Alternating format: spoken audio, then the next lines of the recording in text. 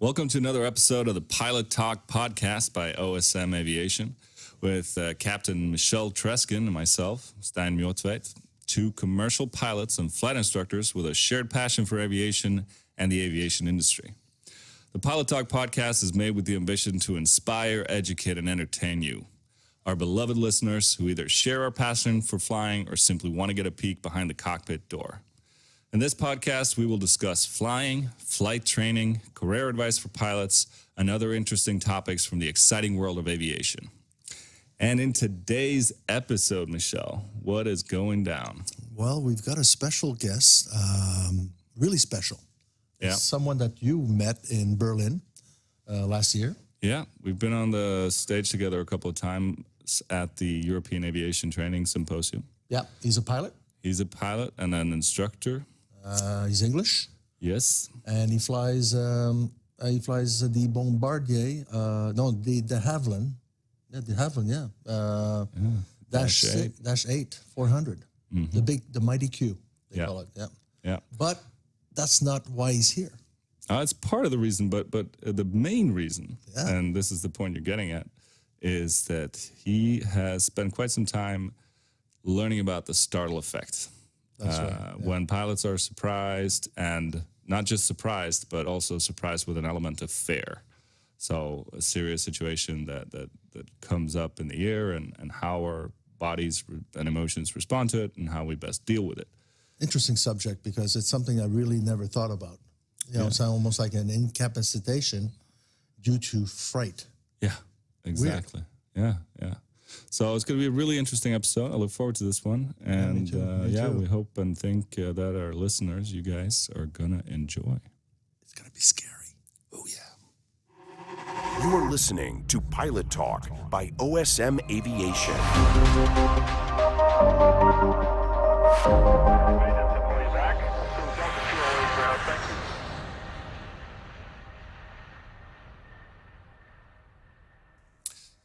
Okay, welcome to Norway, Captain Owen Sims. It's a great pleasure to be here. Been in Norway for 36 hours. I'm already in love with the place. It was a good timing. Weather is beautiful today. Sun is shining in Oslo, Norway. Beautiful. Feels like I'm in Florida. Yeah. It is. I spent the morning, you see, I'm going to get all the pronunciations wrong during this whole thing, so you'll bear with me. What's the name of the ski jump place? Hillkommen. See?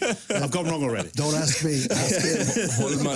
Holmenkoll. That's the fella. Yeah, I was up the top of that this morning. It was a good morning to do it. So people, beautiful. Have you seen Oslo? Yes, all of it from quite a long distance. That's perfect. Beautiful. Perfect. Okay, Owen, please tell us a little bit about yourself. Well, I work for a regional airline. It's called FlyBe in the UK. That's my day job. I'm a type rating instructor. I'm also an examiner there. So actually, most of my working life is spent in the simulator, either training new pilots or retraining or checking, maintaining standards in the guys that have already gone. But I'm also current pilots. I'm also a line pilot. Occasionally, they let me fly an actual airplane, which is always a little bit... It's a bit scary. Well, yeah, because they go really high, really fast as well. Well, no, and also because I'm in the simulator so much, it's a shock to discover that things got... Two things. One, it's a shock to discover that there's an outside. Right. So I go off to do the walk around, and I'm like, oh, it's got wings. Oh, I remember, yeah. And the other is that I'm not in control of the weather. So I get a weather report, and I go... Oh, I'll just have to live with this. That's a bit depressing. Anyway, so, yeah, I do that. I'm also a CRM trainer. So that's the human factors training that we carry out in the classroom, and I'm on that team as well. So, yeah, that's the day job. And then for reasons which we can get into in a moment, if you like, I occasionally go and give talks at conferences and things like that, because I had a wacky idea a while back about how, much of human factors in aviation is to do with how human brains work or don't work, or work, but in the wrong way in the aviation setting. And so I hit upon this notion that you could link psychotherapy type techniques with training people in aviation. And on the back of that idea, I was invited to a conference in Singapore in 2016, and I've sort of done a few of those ever since, which is how we got together. Yeah. And if we go even further back, what got you into aviation in the first place? Is that Sorry, I like to tell people that I wanted to be an airline pilot when I was a 5-year-old boy, and I never developed emotionally. That's basically That's a good one. I think. No, well, it was an odd one for me because genuinely in the case when I was a little kid, I wanted to be an airline pilot. Interestingly, so it wasn't so much about swooping upside down valleys or anything like that. There was something about the idea of just moving people over long distances appealed to me. I don't know why. And then that idea kind of went away just because I think being an airline, not that I felt it was out of reach, but it's a weird job. It's not a job that normal people have. There aren't that many of them in the world, so it's not normal, and I think that's why. And then later on in life, it sort of became apparent that I needed to get one of those job things after being educated, and so the idea came back again. And the more I looked at it, the more I thought, actually, yes, I think I will enjoy this, and I think I might even be good at it, or at least good enough at it to be able to do it for a living. And so went along to my local flying club, and first day out, and literally just flew for about 15 minutes, I think. But that was it. I was into it from that point on. You're hooked. Yeah. So which airplane are you currently flying? Currently, I fly the Dash 8 Q400. Okay. Which is a nice complex airplane. Yes. Very complex. Yeah. It's an odd thing actually. Most of our new pilots, most of our new joiners are people just out of flight school, I suppose. They will be people like the guys you have at the academy, who are looking for their first job in aviation. And so we can kind of fool them to some extent into this is how all airliners are like. This is what commercial aviation is about. And then, but you get one or two who have either come back to us, or for whatever set of circumstances, they come to work for us, and they've flown other things, and they end up crying into their soup at the end of every debrief. Why doesn't it do the? I know. Yeah, 78-seat turboprop, a couple of 5,000 horsepower engines, and high wing. Love to float.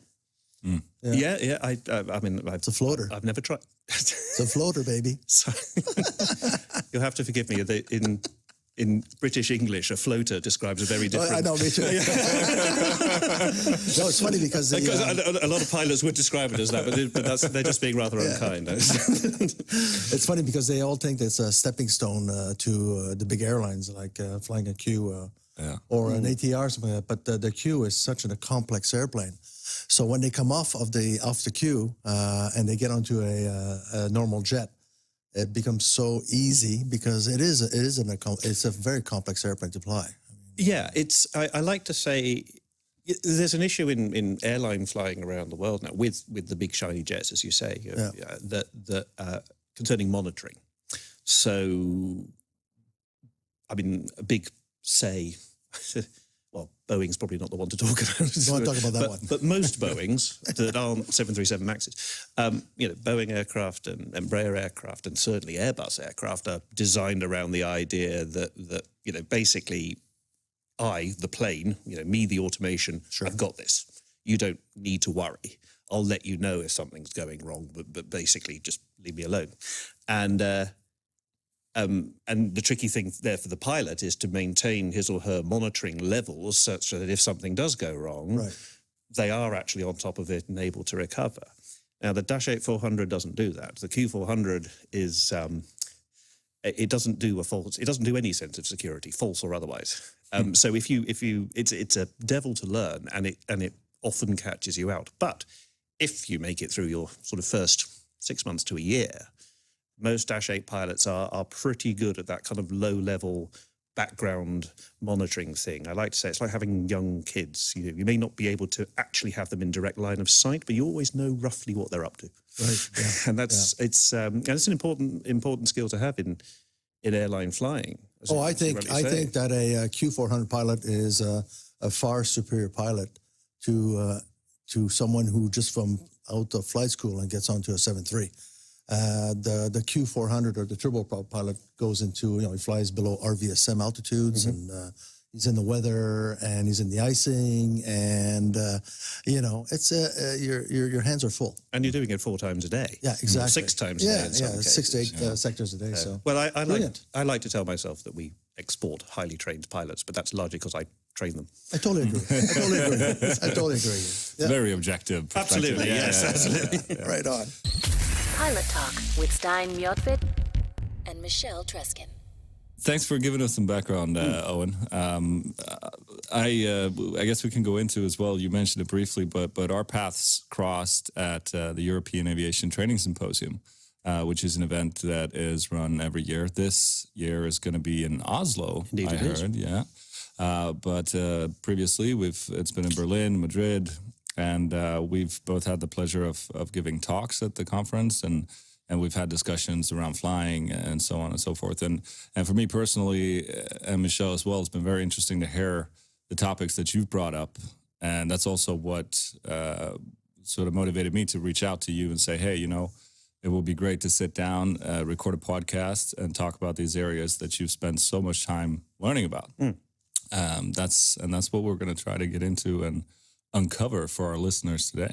It's going to be really interesting. Yeah. Well, I hope so. Yeah. Oh, I'm sure. I'll do my best. It is. Yeah. And to give some background here, you've spoken a lot about Startle Effect, about mental resilience, about these type of things, and a lot of interesting parallels can be drawn there. You're yourself highly involved in training, and you are acutely aware of the fact that a simulator that's bolted to the ground does not, it provides realism because there are sophisticated devices and tools that we use in training. They're invaluable, but you cannot instill that level of realism that would occur if you have a real emergency in the aircraft with passengers on board.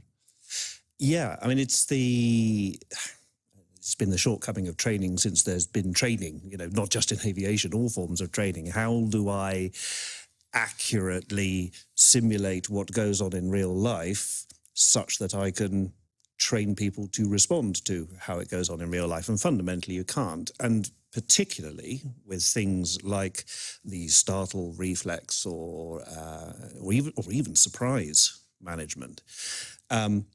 The problem with that is the only way that you can train someone to deal with that situation in a simulator is to say, I'm going to do this to you, and now I want to see how you respond. And that essential psychological element is missing. Right. As you say, the thing that's different about being in a plane is that you're above the ground. Right. And what is the percentage you think when that's missing in a simulated exercise in a simulation? You mean what's the extra bit? Yeah, that's right. The one that we can't really judge or we can't practice because it's missing. What is that percentage? I would say there's 2 elements. Right. One is just anything. One is the unexpected. Right. It is actually quite hard to generate a wholly unexpected event in a simulator. I mean, in the old style way of doing things, when you do a type rating, you get to the end of the type rating, I'm going to give you your license skills test or your check ride, whatever. Yeah. And there's a set of maneuvers, like it's actually listed what you're going to. Yes, you have to deal with an engine failure. I know exactly when it's coming. It's coming just after V1 on takeoff. I mean, you might not know that it's coming on this takeoff, but you'll know that it's coming at some point when you take off.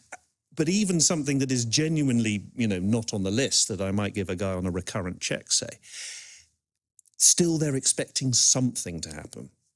When you climb into a simulator, and the fundamental difference between a simulator and an aircraft, the other fundamental difference, 1, it's not airborne, but 2, you climb into it knowing something's going to go wrong. Right. And you don't climb into your aeroplane knowing that something, you plan for it, of course, but you don't know that something somewhere is going to go wrong. And therefore, in the simulator, you're perpetually on heightened alert for this thing that's going to happen. And more often than not, when I give the trainee or the candidate the thing, whatever it is, the allegedly unexpected event, the overwhelming reaction I get from them is one of relief. Right. Yeah, oh, phew! It's finally happened. Because I'm walking away. In the previous 10 minutes, I've been like, was it that? No. Was it that gauge over there? Was it this? No. No. I'm pretty sure that's normal. Ding! Oh, thank goodness! Finally, the thing has happened. So it's the surprise element, but arguably the worst element that we're missing, and I don't think you can produce this element in the simulator, is that of fear.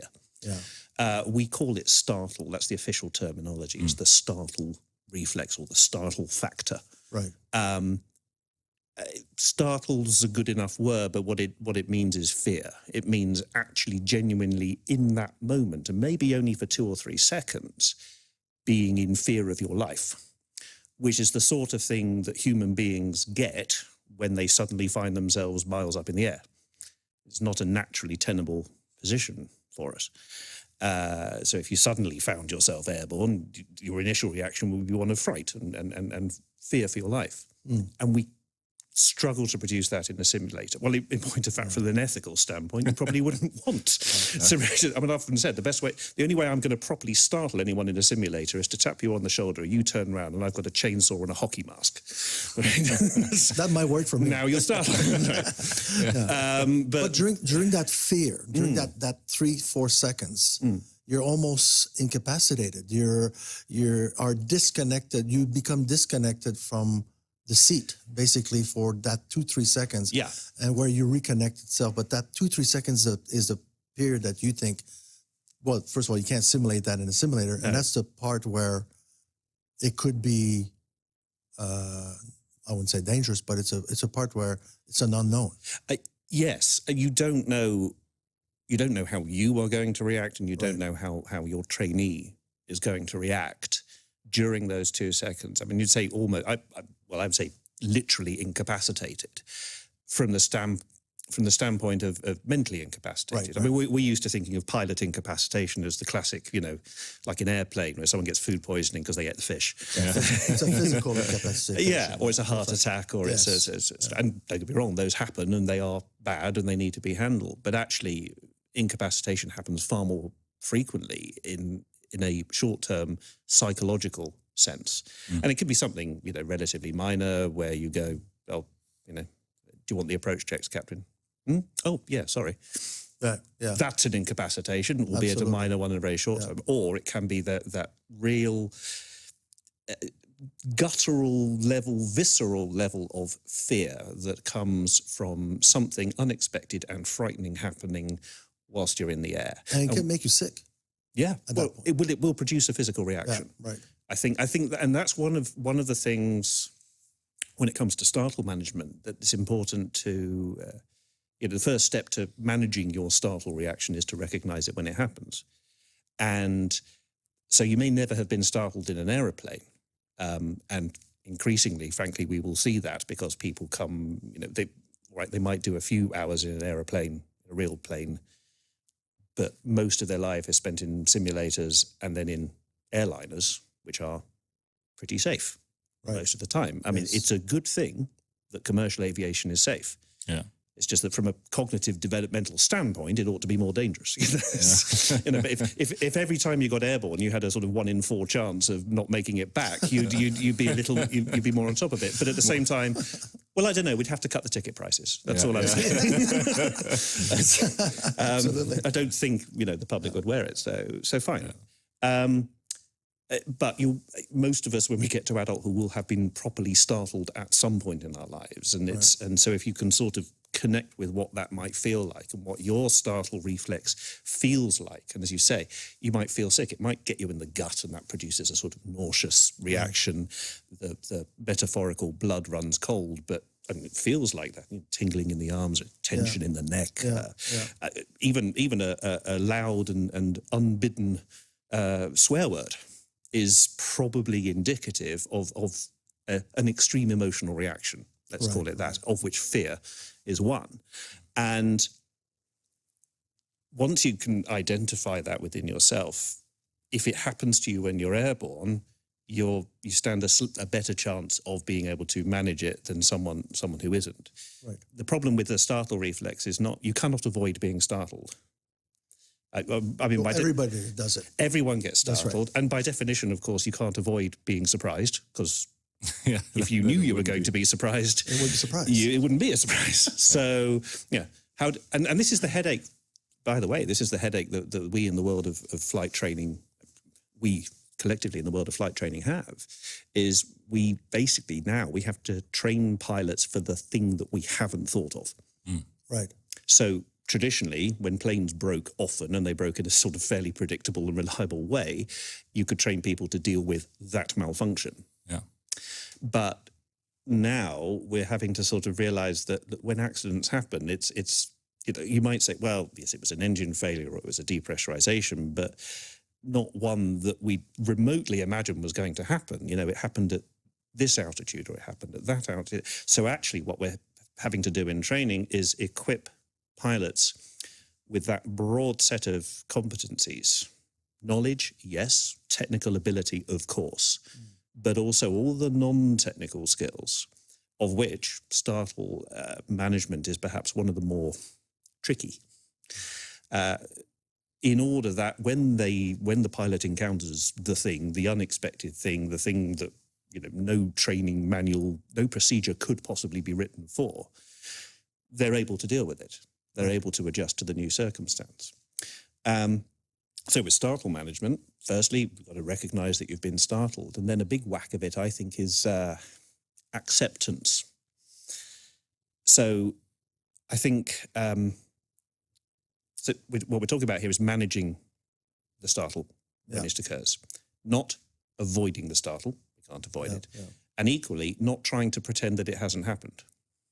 Where we see aircraft accidents that are arguably, the result of a startle of the pilot, amongst many, many other things, the problem is not that the pilot was startled. The problem was that the pilot was startled, did not properly appreciate they were startled, and did not take the necessary time or necessary energy to manage that reaction within themselves. Right, yeah. And a big whack of that is just acceptance. Yeah, yeah. I swallow it, don't spit it. Yeah. That's what it is. It's just accept it, and then that's what you're talking about. Is if you don't accept it, then that's where you can lead to confusion and all that stuff. Well, can't deal with it properly. Yeah, what the rest of the brain is good at. See, this is the thing. Virtually all of my conference talks, I've sort of laid out that there are lots and lots of different bits of the brain, but we don't all have to become, I'm not a neurologist, for goodness sake. You don't have to become a neurologist and be able to understand the brain. You basically have to understand there's two bits of it. There's the human brains, what I call it. That's the sort of upper level neocortex, if you like, but it's that bit of the brain that's peculiar to humans. It's our ability to makes us special. Yeah, I mean, other animals have a cortex, right? Other animals can use tools and can calculate and make plans, but not to the extent that humans can. And what seems to be a unique human characteristic is our ability to imagine things that do not physically exist in the world. Right. So most animals are is what I can see, what I've got here that I can use to solve my immediate problem. Whereas humans can go, yeah, but if I had, and I will think up, imagine the solution to my problem. That's how human beings can fly. I hate to break it to your listeners, but you know that human beings can't fly, right? I mean, we do. We were not made to fly. Right. Right. We're not evolved. We're not naturally evolved to fly. Right. I think the bat, as far as I'm aware, is the only mammal that can fly. No primates can. It's just us. No. True. And we can because we've got this clever, imaginative, intellectual, creative bit of our brain that can look at the problem of how to fly and go, oh, well, if I did this and got that and bent it like that and put this there and the other, and then I taught some people what to do. Right. They could sit in the front of it, and we can fly, and we can, and it's an extraordinary human achievement. But we're still mammals, sat in the cockpits of these things, and that's not a detrimental statement. as such. What I'm not saying is we need to replace all the mammals with something else. I'm not saying we shouldn't be doing it. We should be aware that we are these advanced apes, right, sat in the front of these things. And one of the things that happens when an ape is in fear for its life is it freaks out. It looks for an animal solution to the problem. It's almost instinct. Instinct, exactly right. Yeah. That's and I guess, you know, that's one of the messages that I sort of put out there, is saying that, you know, your instincts serve you well, your learned behaviors as a pilot, you know, don't get me wrong, they'll work. You know, a well-rounded individual in the flight deck is a real asset. But every once in a while, your instinctive behaviors, your natural instinctive behaviors will take you down the wrong direction, because naturally we're not supposed to fly. So back to Startle. When I'm in fear for my life, all of a sudden adrenaline flashes into my system, and, you know, lots of other hormones getting me ready to attack the threat or run away from the threat, whatever it is. That's the bit we can't do anything about. That is going to happen. That adrenaline firing to the bloodstream works on reflex. Mm. It's like if you put your hand on a hot stove, your elbow will jerk backwards. Mm. And it doesn't matter if if your firstborn child is standing behind your elbow, it will connect. There's nothing you can do about that. That's effectively what the startle reflex is. But then it's the next couple of seconds. And the next couple of seconds is where the rest of the brain is trying to deal with that. I'm not the only one that calls it the chimp brain, but I refer to it as the chimp brain, the animal bit of the brain, the mammal bit of the brain. When it does that, the human brain kind of looks for ways to justify what the rest of the brain is doing. We're very good at that as human beings. We're very good at doing something that's probably technically quite silly because we've had an emotional reaction, but then justifying it to ourselves afterwards. Mm. And we can do that very, very quickly. So when I feel that my life is under threat, my brain now casts around looking for what the source of that threat is. It's billions of years worth of evolved instinct is looking for the source of that threat. And when I can't identify it, I will imagine the source to my threat. And that is where things get properly dangerous. And we see examples, I'm going to quote the example of, which is close to my heart because it's the Q400, the type of aircraft that I fly. And it crashed in upstate Buffalo back in Buffalo, upstate New York, 2009. And long story short, and again, as with all accidents, you can tick off all the things that led to this. Absolutely. And I'm not in any way trying to denigrate the pilots that were involved or anything like that. There was a moment when the captain, who was the pilot flying, was startled. He was startled by the stick shaker, which is the stall warning device, going off. All of a sudden, out of nowhere, his chimp brain leapt up and said, "You're going to die," in 2 to 3 seconds. Right. He wasn't predicting the future. That was the instinctive reaction. And now, unfortunately, what he did was he grabbed hold of the stick and pulled back on it. Mm. Now, which is the wrong thing to do. It's the exact opposite of the right thing to do. Right. Now, the right thing to do, push forward on the stick. The next best thing to do is nothing. Because if he'd done nothing, it would have, in that instant, it would have been okay. But unfortunately, that powerful animal impulse doesn't do doing nothing. It's basically saying, there's a saber-toothed tiger coming to get you. Doing nothing ain't an option. Mm. Either run away or attack it, but do something. You're right. And so in that instant, he just pulls back. He pulls back on the stick. And yes, we know, I'm willing to bet that pilot knew intellectually that was the wrong thing to do. But in that moment, that knowledge was not available. We're talking such a short, frighteningly short amount of time. Yeah. But here's where we hit our problem. So his animal brain, the chimp brain, has identified a threat and has compelled this reaction, pulling back on the stick. Now, for the next couple of seconds, the brain's looking around going, okay, what's the source of the threat?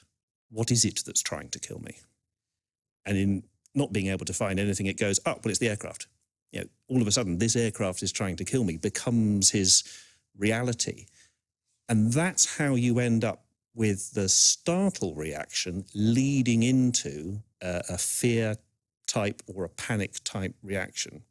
In that particular example, the stick shaker went off and it took fully 26 seconds before the aircraft eventually hit the ground. Air France 447 happened the same year. It was not a good year for Startle. It was not a good year for storm management. And actually, out of those 2 accidents, plus 1 or 2 others, we got this entire field of upset prevention and recovery training, of which startle and surprise management is such a vital part. Because, you know, aircraft upset is again, you know, human beings aren't supposed to fly. We can, but if it gets upset, then it doesn't. Pushing forward on the stick, pushing the nose of your aircraft down when you sense you're in trouble is such a counterintuitive thing to do. That's right. Aerodynamically, we know that it's the right thing to do. That's right. I'm sure everyone listening to this knows. yeah, you're right. But it's not an instinctive behavior. And that's why I always have a little bit of a problem when you see, you know, pilots who have nearly had accidents but got away with it or what have you, you know, and people talk about, you know, their split-second thinking, or their, you know, immediate action or purely on instinct, you know. Like, no, they didn't do any of that. Or if they did, they got lucky. Right. Yeah. Actually, probably what you'll find is that they took a moment, managed their startle response, and then, you know, gathered the evidence around them and made a decision. I reacted accordingly. They became a human pilot again, rather than an animal throwing rocks. So anyway, startle management. Startle was not, you know, the reality became the aircraft is trying to kill me, which sort of explains to some extent, explains for me. I mean, I'm not saying I'm right about this, because we don't know. We cannot know. Fortunately, the pilots, everyone on board died in the accident. But it explains for me certain things. So at one point, the aircraft entered a proper stall and the left wing stalled first. And so the aircraft rolled to the left, as the left wing dropped. And the pilot in that moment, all he did was he rolled right. And that didn't work. He tried right rudder on it. So he was wrestling with this aircraft that in his mind in that moment is trying to kill him. And it's not working. So, of course, all the while, the fear levels are just going up. So startle has become panic, has become fear. And all of that is just prompting more emotional reaction, more animal brain, chimp brain type reaction. And it's becoming less and less likely that he's going to be able to access the knowledge and the correct thing to do, which is stored up there in his human brain. A little bit later, the stick pusher, which is another stall protection device, and this is a device that literally pushes the stick forward for you. If you haven't done that, the aircraft will do it for yourself. But of course, in the world that his brain has now inhabited, this is just more evidence for the aircraft trying to kill him. So he grabs hold of the stick and pulls it back again. Oh, I'll show it. Yeah. I'm going to fight my way out of this, essentially. And of course, it was all to no avail. That's, however, the bit that we're missing. I mean,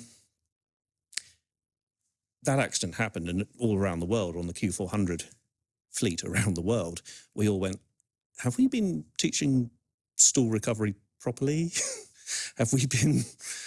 we better go back and revisit that. So every Q400 pilot around the world, the next time they went into a simulator, did at least some time on stalling and stall recovery. But the actual circumstances are almost impossible to realise.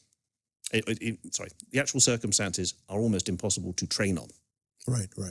And I don't think it's an aircraft-related thing.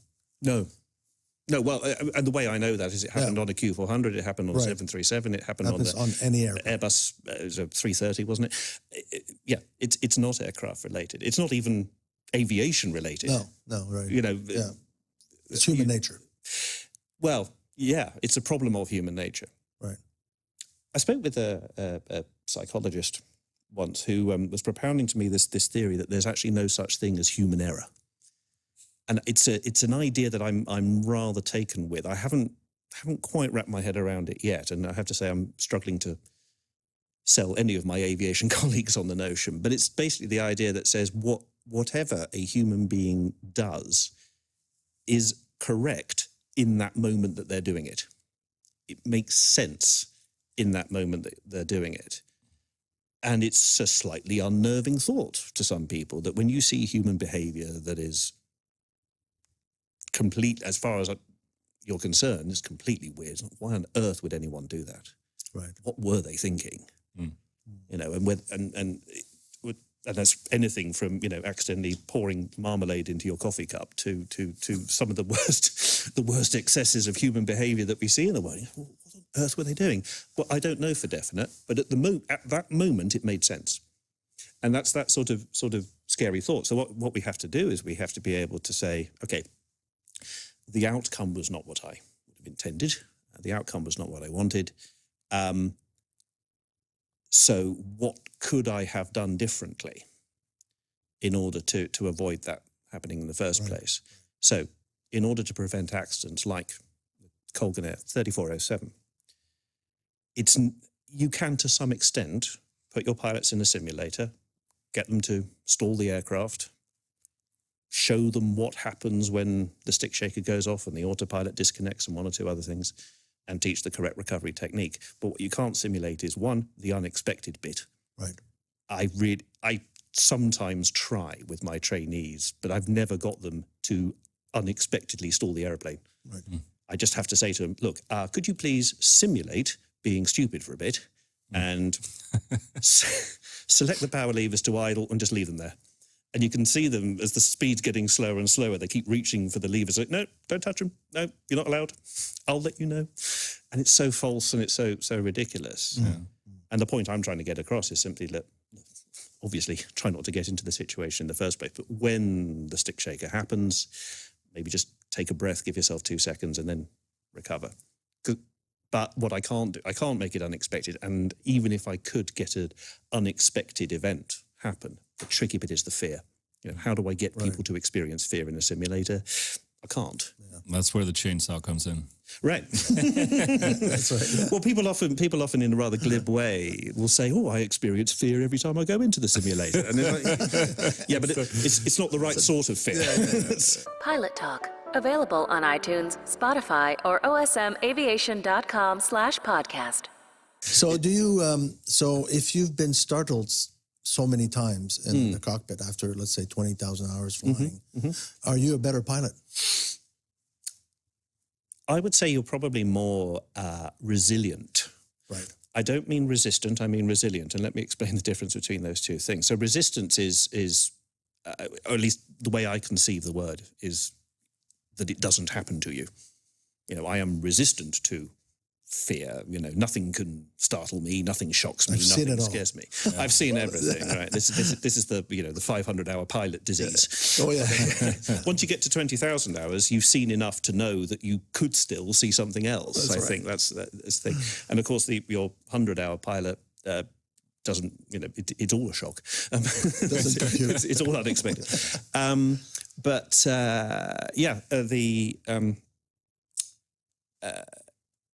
So you're not resistant to being startled, I don't think. I think you will still find yourself in situations that are startling.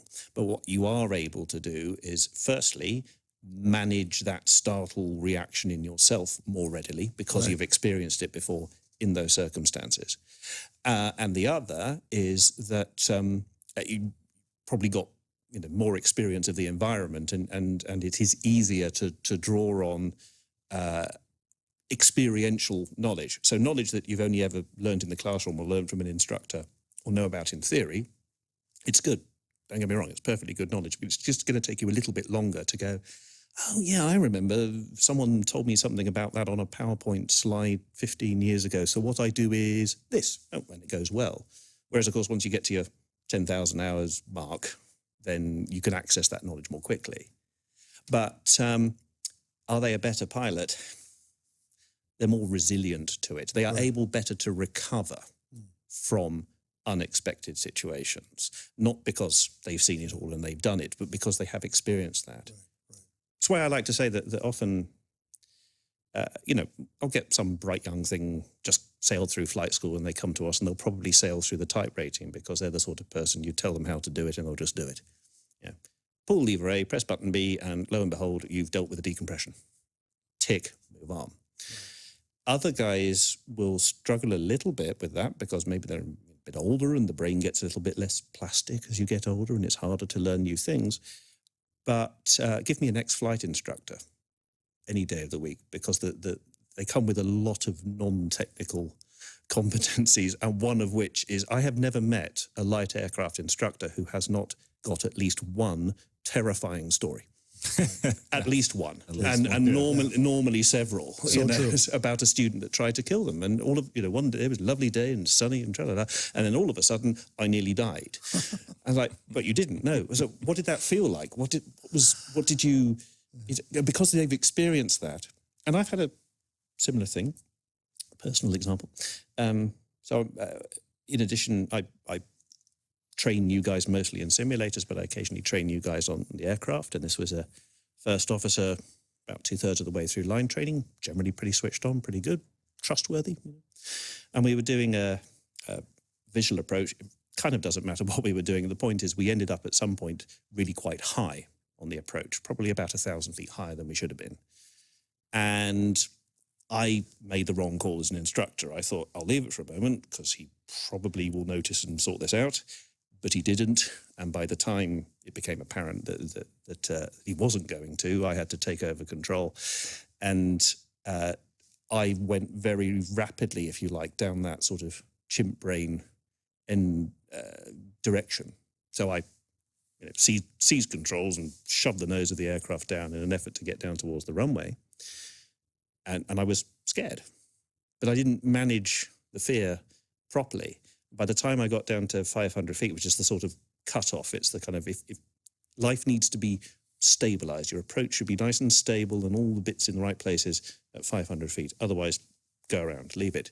But again, that's a kind of human brain intellectual thought you've got to have. And I'd lost that capacity at that moment. Right. So I was just all about the runway, must land, must. Task focus. Well, yeah. And again, history is littered. I mean, the military will talk about, I think they call it target fixation. Yeah. Where it's a ground, you're shooting at a target on the ground and you're so fixated on blowing up the target on the ground, you quite fail to remember that, of course, you're flying straight at it and they'll literally just fly straight into the ground. Right. So in a sense, that's what happened to me. We landed, everyone was safe, by the way. Should make that point. It turned out to be fine. But what then happened, and it was, I think, about 3 years later, a similar experience occurred. Line training, another new line trainee, perfectly good switched on guy, but we ended up in the same position. We were high on the approach. He didn't sort it out quickly, so I had to start probably, no, you need to do that, you need to do this, no, we need to get down quicker. And I could feel the panic rising. And I think that's the difference. It's not, I learned from my mistake, or I learned, I knew, I had the knowledge. I had the knowledge when it happened the first time. But what was different this time was that I felt a different, I felt that emotional reaction. And because I've experienced that before, there was just enough familiarity for the rest of my brain to go, oh, hang on, I've been here before. I've done that. Yeah, and it broke the cycle. And I just had a moment of clarity during which I went, you know what, go around.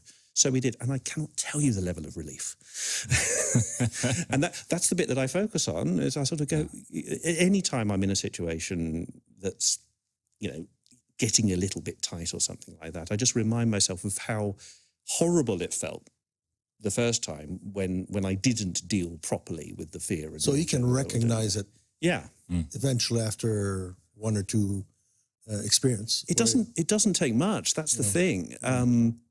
The experience of those who work with trauma victims, if you want to go down the extreme route, you've only got to have one very traumatic experience, and that memory lives with. And not just the memory, but all of the emotional connection. It's an imprint that goes with it. Exactly right. Yeah. And again, that's, we're evolved that way for that reason, But on the flip side, we can use that to our advantage, which is if you are in a situation.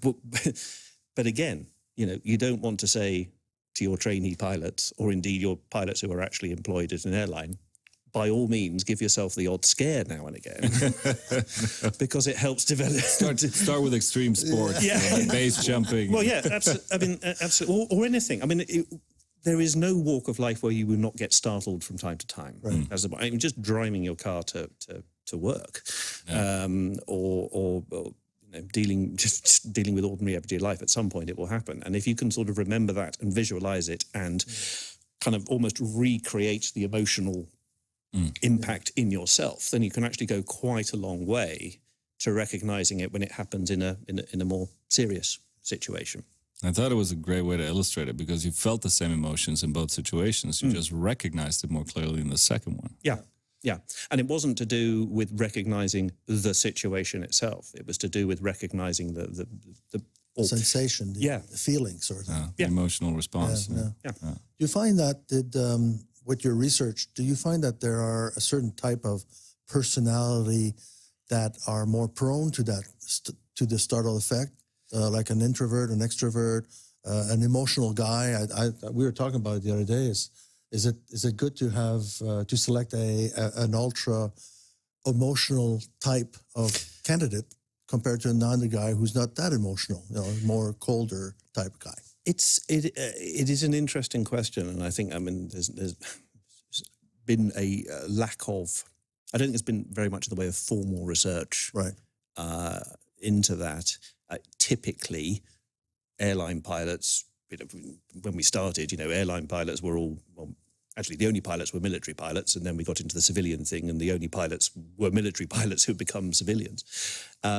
And those are pilots who are trained to do a particular thing and will perhaps be of a particular, not a particular emotional makeup. I'm fairly convinced that most human beings around the world experience the same set of emotions, but it's a question of what triggers them, of what particular set of circumstances causes you to have a startle reaction or a fear-based reaction. And by the way, those circumstances can change as you grow and develop. I used to have no problem at all with heights, and then I had kids, and all of a sudden I'm slightly more scared of heights than I was beforehand, and it's just because I just generally my anxiety levels over what might happen to them are up, and therefore I suddenly become aware of how dangerous the world is in a way that I wasn't emotionally aware before. So the point is, it changes, and it's different for every person. In terms of resistance to startle, well, it's hard to know, because yes, you might get some people who are genuinely more resistant. That is to say, they are less startled than others. You may get people who are more resilient to it. That is to say, when they are startled, they are better able to recover. I suspect that is true of the latter. I have held for a long time that one of the key ingredients in a pilot, particularly in instructors actually, is one of emotional intelligence, almost over and above technical expertise. So that ability to recognize, I recognize what I am feeling, and that it's okay to feel that way, and I recognize what he or she, my co-pilot, is feeling, or I can empathize, I can place myself in that position and in some way kind of feel how they feel or recognize how they might be feeling. And as an instructor, that's potentially a real boon, I think. It's a gift. Well, is it a gift, or is it something that can be learned and can be trained? I think it's like everything. All human skills, I think, are to some extent innate and to some extent trainable. And you I agree. I think one of the areas though that we've so when it comes to recruiting people particularly into the airline world. From a training standpoint, I want someone whom I can just throw the flight manual at them and they will eat it and regurgitate it and do it. Now, that sort of person is probably not terribly emotionally intelligent. They're probably, more, how can I put it, technically focused, let's say. And then what you have to do then is for the rest of their lives, lead them by the hand and explain that when someone says something to you, there's body language and there's tone of voice, which actually conveys a message above and beyond what just the literal translation of the words. So I do tend to think that emotional intelligence is an important skill an important trait for pilots to have, or at least it's more important than we have given its due over the years. We tended to favour technical and sort of handling ability. So it's better to be emotional than not to be. I think it's better to be. No, it's a perfectly valid question. I think it is. I think we're all emotional. Oh, I think so too. I think that's the point. I think even, the supposed kind of steely-eyed demigod that nothing can possibly, that all airline pilots clearly are, that cannot be perturbed by anything. They're still emotional. They're having emotional reactions. It's inherent to our animal construction. It's hardwired into our DNA. The difference is the people that can recognize when they're having an emotional event and manage it accordingly. Whether it's, I'm going to put it to one side and deal with this and come back to that later, or I'm going to have the emotional reaction but not fully appreciate it and deal with it in a far less healthy way, whatever. That's the difference. It's emotional awareness, call it emotional intelligence if you like. I tend to think that the emotionally intelligent pilot will be the better all-round pilot, even if that means that as instructors we're going to have to sort of vary our technique and be more emotionally aware ourselves, right, in order to get them up to the required standard and make the most of their particular psychological makeup. So, is there a solution to life, the universe, everything? To all that, you've recognized there is a period of unknown, if you want, when you are startled and all that.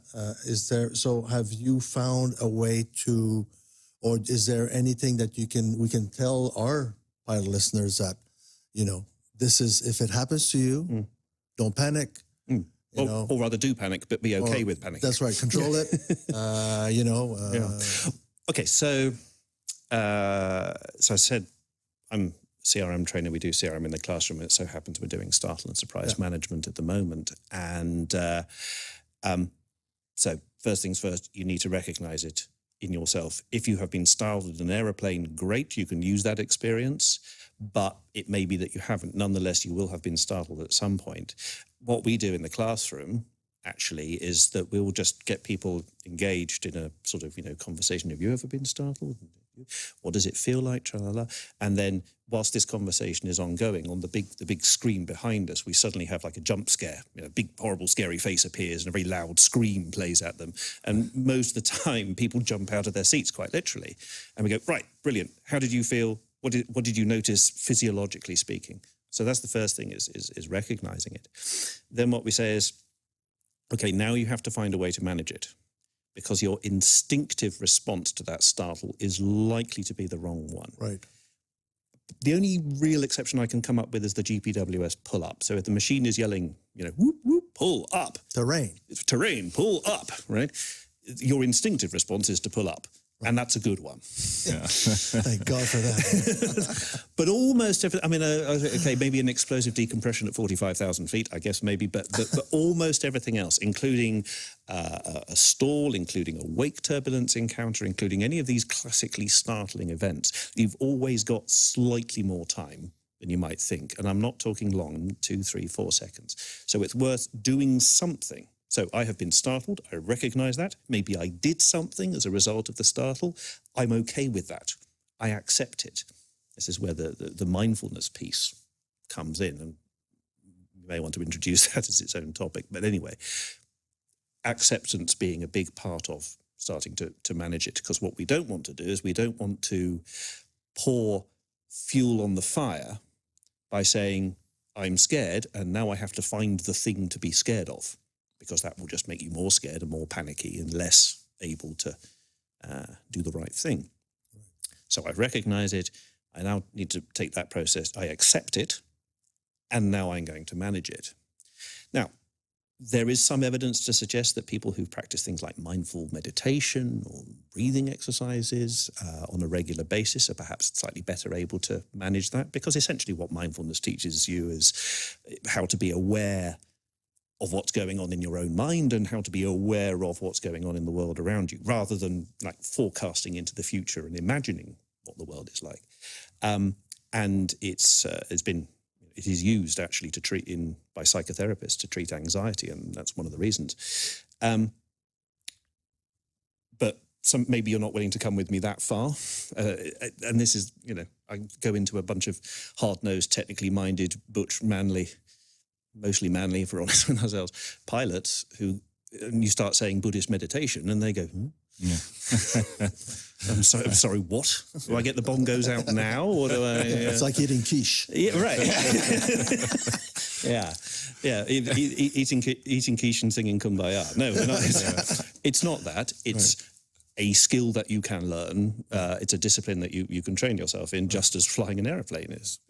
But anyway, maybe that's a little bit of a bridge too far. So there are other things. If you look at what the guys are doing at the NLR, which is the Dutch NASA, basically. I can't remember what it stands for, but anyway, the NLR did some research into surprise and startle management, and they came up with this thing called relax, observe, confirm.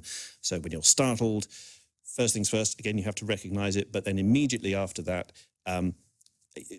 it's kind of like a mini mindful meditation, actually, but you recognize how the chair feels pressing into your back. I recognize that. I'm going to take one deep breath, but not just take a deep breath. I'm going to notice what it feels like to breathe, because most of the time, we're always breathing, but most of the time we don't notice it. And it's a good thing we don't notice it, because we get into trouble. But every once in a while, it just brings you back to reality. It helps you just, rather than fighting this huge imaginary saber-toothed tiger, I've turned back into a pilot. I'm now ready to deal with the reality, the facts of what's happened in front of me. Yeah. What we go for in the classroom, we offer both of those alternatives, but again, even some people aren't willing to go quite that far. So we say, okay, well, let's try this. Let's try just a little bit of positivity. The startle management is the I don't know what the rules are, but the what the heck moment, except the word would not be heck. The appropriate word is stronger than that. Yeah. Right? That's the startle bit. And then afterwards, it's where the brain starts going, what's the problem? What's broken? What's the threat? What is it that's trying to kill me? And it's that second bit that you sort of need to get on top of. So what we suggest is, when you feel startled, when you feel that you're starting to panic, perhaps, just take a moment to consider what's working. The example I use is from Apollo 13. It's exactly what flight controller said, what do we got on the spacecraft that's good? Same thing. It's sort of like, bang, what the heck was that? I don't know, but I've got 2 working engines, a full tank of fuel, and the co-pilot's still alive. Yeah, I'm still flying. I'm still flying. That's it. Or maybe it may even be, or we've suddenly been inverted by, or turned on our side by a wake turbulence encounter. Nonetheless, some things will still be working. The engines are still working. The control column stick's still working. It's a nice day. It almost doesn't matter what you pick. We're not trying to identify resources to deal with the plan. This is not about solving the problem. It's about managing your emotional reaction in that circumstance, which will then enable you to go on and solve the problem. I'm willing to bet every pilot will leave the academies like the OSM Academy with a full set of technical skills and technical knowledge, sure. And indeed some and the non-technical skill set as well, and things like that. It's not about have they got the skills and have they got the knowledge. It's can they access them in that moment, which is basically the basis of why I think that a certain level of emotional awareness and emotional management training is the key to pilots being effective. However that training happens, I think you can do it in the classroom to an extent. I think you can do it in aircraft and simulator to an extent. Experience is always the best teacher, but we can't rely on, we can't wait for you to have your scary experience, which you survive. Right. We have to find other ways of doing it. Yeah. I think it's interesting that you bring up mindfulness, because I've heard several others talking about that recently as well, as a powerful tool to kind of just get your focus back, manage your emotions, and realize what's going on. And our head of training, Marcus Lindblom, that works in Sweden, he actually usually does this with their new classes that come in. Mm-hmm. When he does the first presentation with them, he says, all right, look, we're just going to be sitting quietly for 2 minutes now and focusing on our breath. Yeah. And I think he does that in part to introduce the concept of being aware of how your body reacts, but also it's an interesting experiment for him because we have these young people coming in who are hypercognitive, yes, who constantly get inputs on their phones and yes, notifications, everything. And for him, too, to just expose them to that situation and talk to them afterwards, it's really interesting. Yeah. You know, because they're like, oh, goodness, it's almost itching just sitting still for just a couple of minutes, focusing on your breath. It's like, yes, you know, some of them are going crazy. Yeah. Some of them find the calm in it. Yeah. And I've heard this in so many variations, too, when it comes to emergency situations or abnormal situations in the aircraft. I had one older instructor that said, just light a cigarette. Yeah. And take it, you know, like, and that's just a different version of what you're saying. And you, Michelle, centralize, analyze is a mantra that you've that's my used many times. Yeah. Hang on, I'm going to write that down. Yeah, it's good. It's good, isn't it? Yeah. Centralize, analyze. That's what I teach. Do you teach it? You teach that in English, or does it sound nicer in Norwegian? I'm just curious. Oh, I'm Canadian. So you're Canadian. I'm so sorry. Things I should know. It does not sound better. It does not sound better in Norwegian. It doesn't. Okay. No. Centralize, analyze. Yeah. I like it. That's a good I can one. use it. Thank you. Most kind. Yeah. Yeah, but that's really interesting. Mindfulness is, as well. It encompasses a lot of things.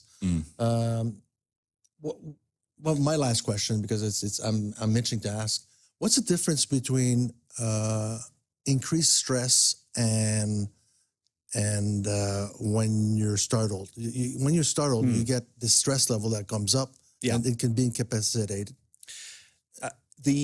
Right. So essentially, the startle reaction is just that. It's a stress reaction. Okay, it's an extreme stress reaction. But it's almost the definition of a startle is that it is incapacitating. Right. So when you said before, are some pilots more susceptible to it than others? Well, if we define it as that moment where you are incapacitated, then by definition, all pilots will be incapacitated by a startle. It might happen to some more than others, some more often than others. Right, but anyway, the point is it's incapacitating. So the difference is the amount of stress, if you like, like the volume of adrenaline that goes into the bloodstream. Yeah. So we're probably familiar, I think, with the idea that when you're at a low level of what the neurologists call arousal, low stress, if you like, you're not performing terribly well because you're bored. You're it's like you say, complacent sort of thing almost.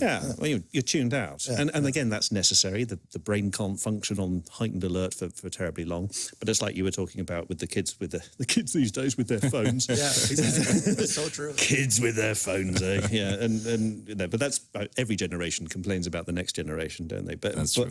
But yeah, they're used to a lot of simultaneous cognitive inputs, and they struggle when you take that away.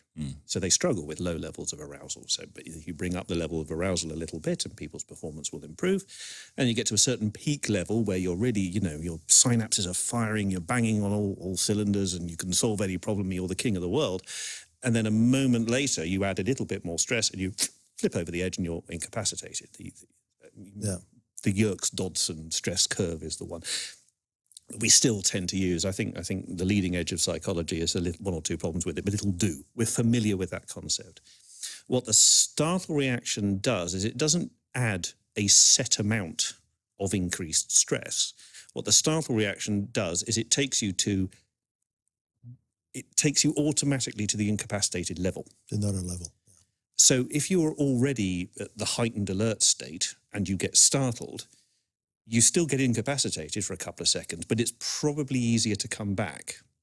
Whereas if you're in that tuned out, cruising, not much going on, and all of a sudden, bang, the startle event happens. That's a huge input of adrenaline, which has taken you all the way past all those intermediate stages, straight to comatose. Yeah. Do not pass go, do not collect 200 or 2,000 kroners. 2,000 kroners, yeah. And it's much harder to come back. An analogy that a colleague of mine came up with, which I thought was rather beautiful, said, right, imagine you're being pulled along a snowy road by a car, you're standing on a tea tray. And if the car is doing 0 miles an hour, it's easy to stand on the tea tray. If it suddenly accelerates to 90 miles an hour, convert to your appropriate. If it suddenly accelerates to top speed, you'll probably fall off the tea tray. But if you're on the tea tray at the back of a car that's doing 80, and you're just about managing to hang on, if it then accelerates to 90, you'll probably wobble, you'll be able to get it back.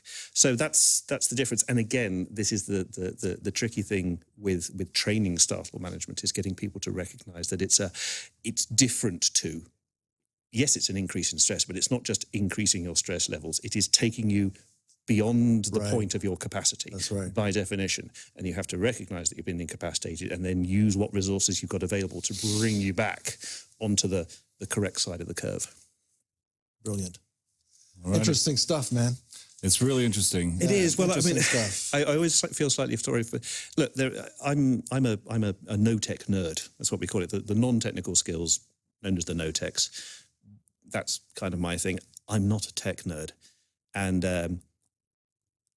and that's my failing and my shortcoming, because I have training colleagues who, fundamentally it is a machine that we are operating machinery. We ought to know how the machinery works. I think I know enough about how the machine works to operate it, but it's not what excites me. I don't get all hot and excited over a hydraulic diagram or an electrical schematic. But when people say to me, why on earth did that pilot do that? The answer to that question is, or the process of finding the answer to that question is the one that I find properly fascinating. Yeah, absolutely. Absolutely. I don't like easy answers, as you've probably discovered already. Yeah, we just noticed that. Yeah. Well, some people do. Some people are like, why did the pilot do that? Oh, because the pilot's an idiot.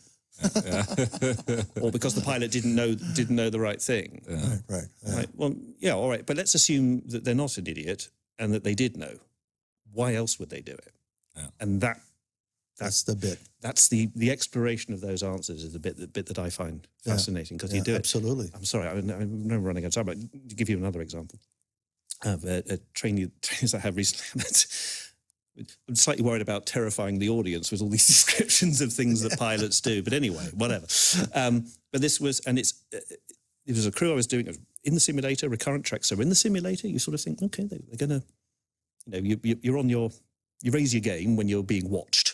Let's face it. Even if the trainer does his best to say, "Don't worry, it's not jeopardy. I'm sure you're perfectly fine."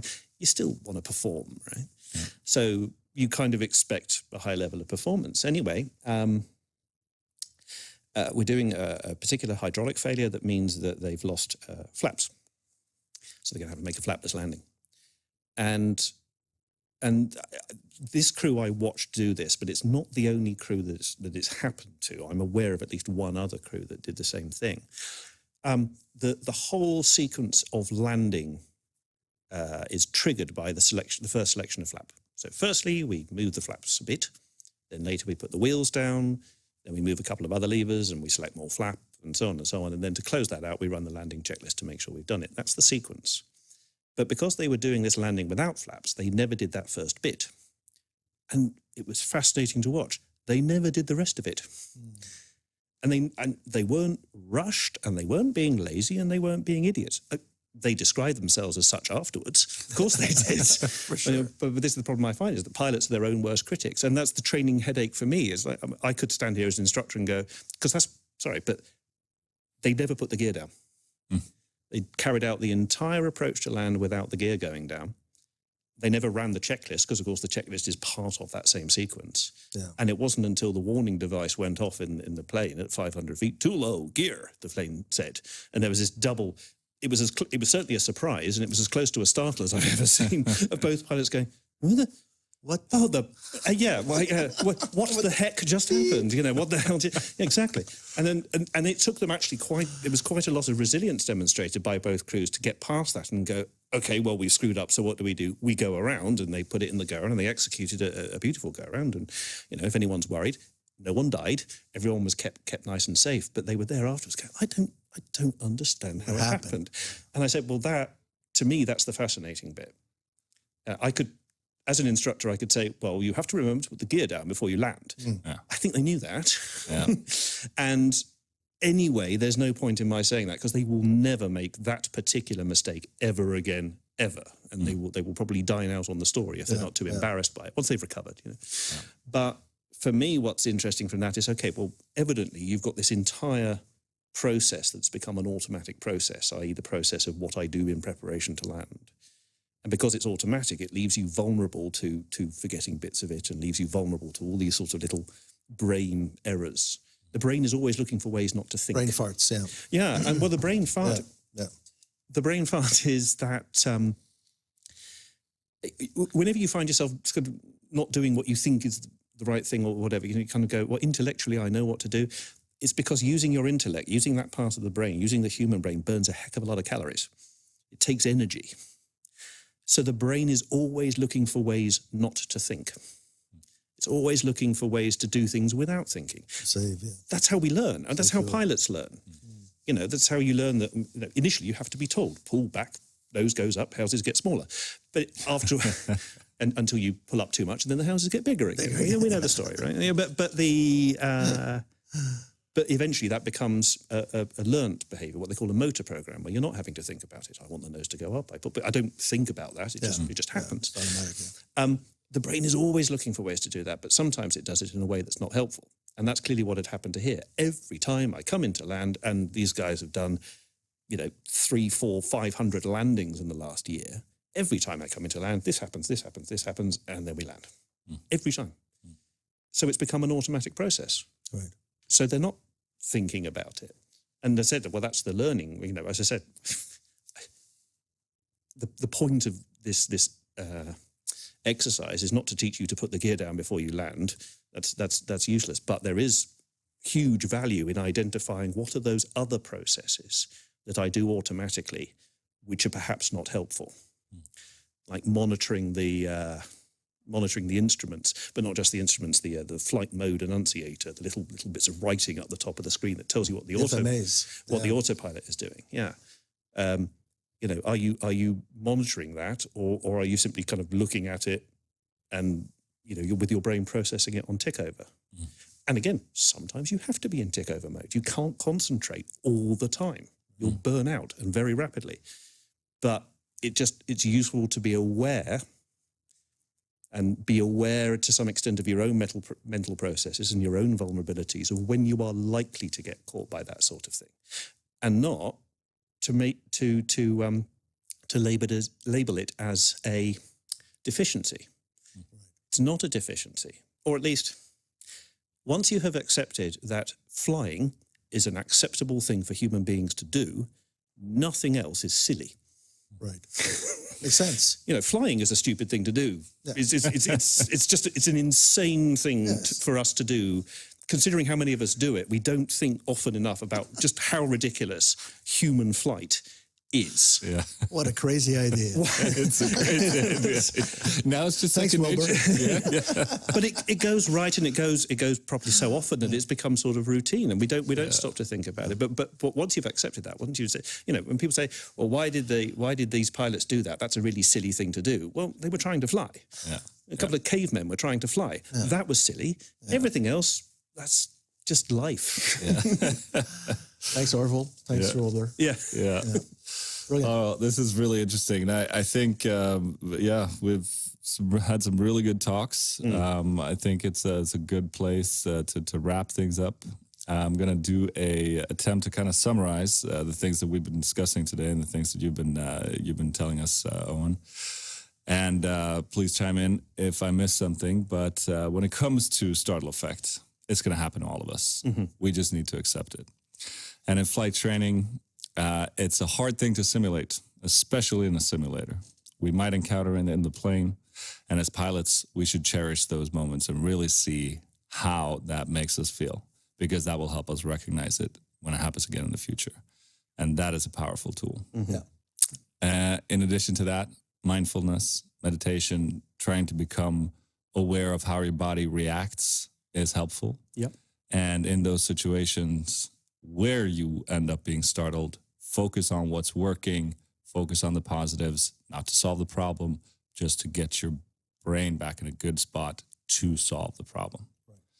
And that is how I would summarize it. Would you guys want to add anything to kind of wrap the discussions up? No, that's a good summation of it. As I say, it's about. I agree. It's about acceptance. I think not acceptance of low standards, but or acceptance that I'm, of failure or anything like that. But in my experience, most trainee pilots, most, in academies and indeed when they join airlines or even aspiring pilots are pretty good at being internally competitive. They want to achieve, they want to do things well, they want to do things better than they did last time.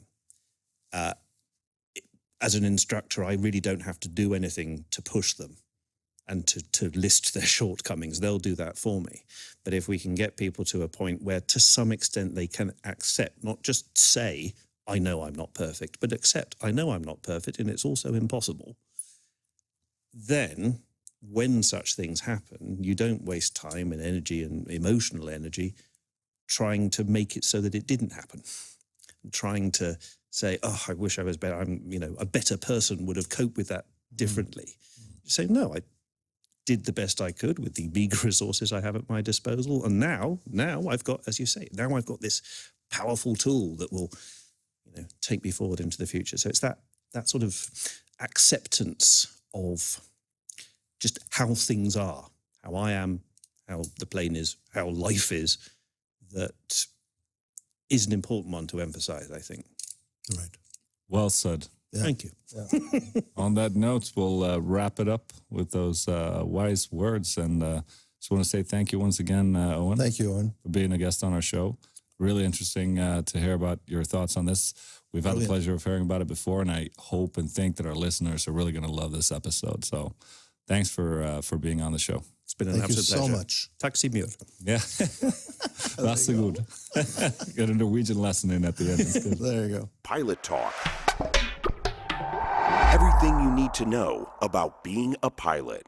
Okay, that wraps up today's episode. Thank you so much for listening to the Pilot Talk podcast by OSM Aviation. And don't forget to follow the Pilot Talk podcast on Instagram for behind-the-scenes material. There you can also send us your feedback, ideas, questions, and we're going to have competitions from time to time where we give away some really cool stuff. As always, you'll find this podcast on Spotify, iTunes, Podbean. You can also tune in at osmaviation.com/podcast. And until next time, Blue skies. And happy landings. Ciao.